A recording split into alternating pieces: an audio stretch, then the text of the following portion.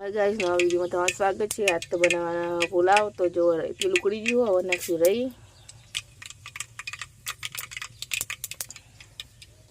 અને મરચો ટોમેટો બટાકું બધું મિક્સ સબ્જી સમારી દીધી છે।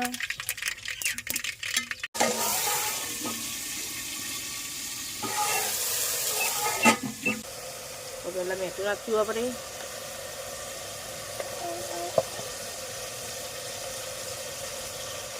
હળદર નાખશું,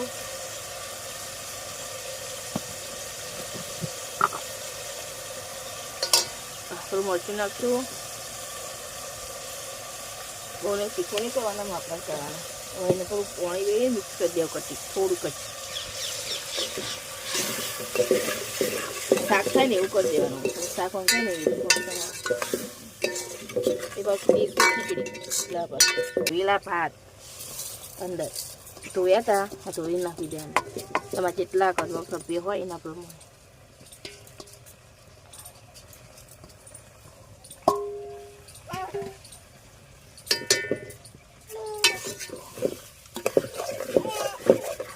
બચાવી ને એટલું